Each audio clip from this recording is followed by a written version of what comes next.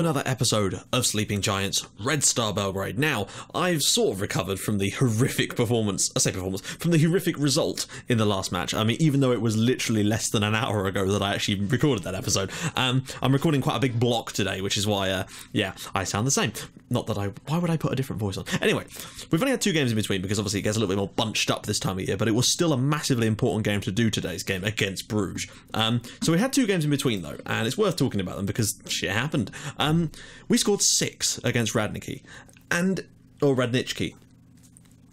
Savicevic put us in front on 38 minutes. It took us a little while to get going in this one, but then Toshka on 42 minutes, and then followed up by 2 goals in first half stoppage time. First from Sadibi, then from Bazaviro. Suddenly you're in at half time with a 4-0 lead despite being 0-0 on 38 minutes. Surprising. Then just after half time, Sadibi got 1 more, and Marcel Bourez managed to grab one off the bench to make it 6-0. I've been really rotating the team like crazy, like just mixing it up. Unfortunately, there was the sending off to Ashraf, which was a bit of a pain, but that meant Fernandez got himself a start in the next match against Brugge, who are having a good season, and actually took the lead against us through their star striker, who's now got 15 goals this season from the penalty spot there. Unfortunately for them, just before half-time, Sadibi stepped in, bang, 1-1. In the second half, we just took them by the scruff of the neck and shook them, because 49 minutes, suddenly it's 2-1, 51 minutes, 55 minutes, 59 minutes, and suddenly a 4-1 up at the hour mark, which is crazy. 2 goals for Sadibi, 1 for Savicevic, 1 for Gajic, and 1 for Bourez, and of course Jalminia scoring his first goal, I think, for the club there in the 83rd minute with a brilliant header from a corner. So 2 more games have gone past, and we've scored 6 in both of them. If we don't break the record this year, something's wrong, because we are flying. We've so far scored 58 goals in 12 matches. I don't know how many that is per game on average, but it's certainly more than 4. It's more than 4 games. In fact, we're nearly at 5, averaging 5 a game at the moment, which would put us at around 150 goals. We're going to beat the record this year, that much we can certainly say. And we've still only conceded 5 goals in our first 12 matches. 8 clean sheets in that time for Aguero. Partizan have only conceded 8 goals, which isn't bad, but they do sit down in 5th, but they do have those 2 games in hand. So it's very tight at the top still. Some of the teams are still performing well above themselves, like India. 28 points from 13 matches is very good. Partizan will probably go on to 30 if they can win that, and still only be 4 points behind us. That's how good the other teams are doing this season. So we're having to play out of our skin really to get these results, and that's what we're doing. Savicevic, as you can see, is the top assister in the league and the top average rating. He's nearly on a 9, which is insane. Also the most player of the match awards. So let's take a little look at the squad, and my god, I mean, just crazy stuff. Top goal scorer is Toshka and Savicevic with 11 each, but Maman's got 9, Sadibi's got 7, Eccles, Tuvedzic, Bourez with 5. We've got goals from all over the place at the moment, and that's good to see. As for assists, Savicevic has 11 and Kasper's actually has 7 now. He's been very good in that midfield. I'm really liking his work at the moment. Gajic has 6 too. Player of the match, Savicevic has 6, which is the most, of course. Yellow cards, Adamenko with 5. Red cards, of course, Ashraf has now joined Kone, and Scala's been sent off while he was out on loan. Average rating, Ristic, who I think might have to leave soon. I'm thinking that we're running out of room for him in the team, and he's not... I feel like he's going to run out of space. So I think we should probably cash in, maybe try and get £3 or £4 million for him while we still can at the moment, because I just don't think he's getting in. Oh, he's only started 2 games this season, and that is important to note. Key aerial challenges, Kone with 38. Key passes, 75 now for Kofi, but he's torn his hamstring and will be out for 2 to 3 months. So that is a dangerously bad injury for us. Key tackles. Still, 9 key tackles is the most there. Interceptions, 145, and of course value is still Eckel. Of course we've still got Lucas, but when he comes back from loan, I've given Maman a new contract. I finally just decided to do it to tie him down for I think 5 years, just to make sure, because we could get some decent cash for him at some point as well. And the fact is, he's played a blinder this year. He's been genuinely very good. Just kind of curious, he's got the best pass completion that's played now. Yielded him 87, it's not bad. Tuvedzic 86, pretty damn solid. Ashraf's got pretty decent pass completion, actually. 85% compared to Adamenko's 81 is quite noticeable, I have to say. Some of these intangible stats that are quite important. I was watching Moneyball last night. I don't know if you guys have seen it. It's the film with Brad Pitt based around Billy Beane, who's actually joined Azad Alkmaar as an advisor. I think he's still the GM at the Oakland A's, but like they talk about the intangible... they talk about the... it's purely on a stats-based thing, and the underrated and undervalued positions in football, particularly would be goalkeepers often are very undervalued. So it's interesting. I mean, I guess I kind of do take a Moneyball approach when we kind of do this kind of thing. You know, we sign young players, sell them at high values, and just keep this sort of conveyor belt going through. And sometimes players that are undervalued, people like Lucas Eckel, for example, picked him up. I mean, I say he didn't cost us, he still cost us a fair whack, but I don't know, I just felt there was something there for him that perhaps my scouts weren't seeing. Anyway, let's jump into the match preview. It's Bruges, it's away, it's almost absolutely crucial. We have to play our away tactic because I said I would, and I think that's probably the right tactic for this game anyway. Toshko, Sidibe, Savicevic, Kaspers, Tufedzic, Ashraf, Adamenko, Jalminia, Kone, and Bazanvira. Jalminia looks to have taken a little step up here as well, actually. Yeah, he's looking very, very nice now, which is good. It's a very strong team for me, and I think it will be enough to get us over the line. I think we should be able to win here as well. Do I trust Toshka completely? No. Which is why we've got quality off the bench. We've got Yildirim, we've got Maman, we've got Burez. We've got players that can come in here, and we'll need them. I am training Fernandez to play both of these positions as well, but it's going to take a season or two for him to get fully competent on the right, and then we'll train him for the left as well. We are the favourites, but it is so important that we win here. The win wraps up 5th place. Oh, they're going with a kind of similar system to what they played the first time around against us, actually, so that's interesting. Hopefully our system will work. I said I'd wanted to try it away from home. We've kind of had a bit of hit and miss so far. We've won one, we've lost one. It's been a bit of both. But today I feel that we should have enough in us to win in Belgium. Look how advanced Adamenko starts with this system. Adamenko's ball in. Toshka nearly gets the instant good start to the game. I guess we really want Atletico to smash CSKA if at all possible, just to give us the best chance of qualifying, and that's exactly what they're doing to start with here. That's ideal, because it means if we can win here, we'd actually wrap ourselves up. Yeah, a win here actually would wrap up all the position we want. Kaspers with the strike off the crossbar. We've looked good to start with. Well, the first good chance has gone to us, so it's important. Actually, yeah, let's just... oh, bugger. Oh, no. They've actually started quite well here, haven't they? Oh, Mendy on the rebound, and MacLeod has put it in for Club Brugge, and that's disappointing, because now... Would that actually put us... Oh, that would put us both on 6 points going into that last game against Atletico. Oh, this is why that game against CSK at home was so crucial to us. Good save initially, but palmed out into the path of Mekele, and we now trail here in Belgium. That's disappointing from us. Kaspers couldn't take his initial chance. Bruges have been good to start with. I think we may have to switch things up at half-time at the moment because it just isn't happening. Sidibe, ball in, cleared away, De Bock, and headed away again. Kante now will bring it away for Bruges, and Ashraf straight across there to Fedic. We need an equaliser before half-time if possible. Ashraf is so good when this formation works, and in Russia it did. Very, very well, in fact. Ashraf, can he find a cross? He can. Toshka with the header, 1-1 here in Belgium. That's more like it. Even the draw would probably be enough. In fact, the draw would be enough to see us go through. It would be a bit of an underwhelming way to go through, but I would put that down to the crappy result against CSKA, because I think, you know, a draw here would mean that they would be unable to finish above us because of the head-to-head. So, yeah, I'd take that. I'd take a draw. I think we've been okay. We've equalised here, and we're playing okay.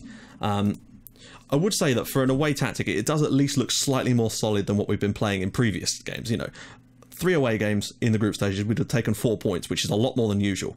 And so far, we've only taken 3 points at home, so that tells you a lot. Ashraf to Kaspers. Can he pick a pass out? Ashraf, is he going to bust the lung? No need to. Kaspers goes back to Fedic. Long-range effort, perhaps? Into Sidibe. For Toshka, good save, and Adamenko will keep this in. Ball back across, and it's cleared away again. We're looking a lot better in this second half now. Sidibe, this could go either way at the moment, but... Oh, and it cleared away again. Better from us. You know, we're allowing them onto us a little bit, and I guess that's fine. I think what I might try and do, actually, is stop countering and being a little bit more in control of this match. Just try to take it to them. We are the better team, and perhaps if we can just put a foot down on it, it might just give us a little bit more of a boost. Who's been poor today? Savicevic has just not really cut it. I found that Yildirim plays well in this system, so we'll give him a crack. And who else have we got? We've got no width, really. I'm going to bring off Sidibe, and I'm going to bring on Efraim Maman. He's just good for a goal. He's proven that this season. We're at 1-1 here, and it's kind of finely in the balance. You know, we draw here, we're happy. Win would be nice, but at least it would show that we can take points away from home with this system. You know, we may well have probably done well enough with the other system away from home, but I just want to see, 4 points on the road in the group stages is certainly a step up from what it's been in previous seasons. Obviously, it will count more if we get to the knockout stages. Man, through for Toshka. Oh, that's better, guys. 2-1 up here in Brussels, and not Brussels, we're in Bruges, which is a good film starring Colin Farrell. So this would actually put us all the way through in second spot tonight, guaranteed. Man, nice little ball there. Toshka running around the backside and scoring himself another goal. That's actually 5 goals he's got in the Champions League group stages so far. He's having a good time. So, can we do this? Damn it. Maybe now would be a good time to go on counter, though I'm not entirely sure, because actually, I think since we've gone on control, we've looked better. Yildirim now bombing forward. He's got a man overlapping. It's Ashraf. That's who you want there. Ashraf to the byline. Pulls it back. It's Toshka in for the hat-trick. It's 3-1 to us in Belgium now. That's much better. Putting it on control when we're against better teams playing this tactic is probably better. But when we're playing against against better teams, then that's when we need to be on counter. But that's lovely work from Ashraf, pulling it back. Toshka's now got 2 hat-tricks in the Champions League, both of which were against Bruges. 3-1 win here, and that's a solid performance for me. That's better. 3-0 win for Atletico, and that means that going into the last game, we can do nothing. We can't finish above Atletico, but we can't finish below either. We can't finish below CSKA, and that means we're into the next round of the Champions League. It's the massive shame, really. That's a great result in the end. The thing that's most disappointing about that is the fact that had we managed to win against CSKA, we'd have been on 12 points right now and going into that Atletico game with it all to play for, at home as well. Because now we'll probably end up winning against Atletico. And that's the annoying thing. We'll end up winning that game, and as a result of all this crap, we'll end up, But hey, a 3-1 victory away from home. That's 6 points we've taken on the road in the Champions League. I'm liking this system. Yeah, okay, fine, we lost at Atletico, but it was only by 2-0, and I think this will serve us much better in the next round of this tournament. That's what I'm saying right now. I feel like it will serve us much, much better. So, I mean, this episode is crazy short. Should we have a little look at some of the squad? I think we should. This is literally only like 11 minutes at the moment, and I feel that is a little bit too short. Like, I want to be short, but not that short. So let's take a little look at the squad. Do a little squad report. I didn't do one at the end of last season, so it makes sense. Here is Arguello, and look at those stats. I love him. As a goalkeeper, he's a glorious man. Amir Ashraf, he's coming along nicely as well. 4-star player, but look at that heading for a fullback. His jumping reach is poor, but that heading for a fullback. Tackling is solid. His marking could do with being a little bit better, but dribbling is just a phenomenon. I might even set him to dribble more when he plays, just because he's so good at it. Bazan Vera, 20 heading now. 18 marking. Oh, what a player he is. I mean, he's world class. I feel like he is genuinely a lot better than us, but he's happy to stay here.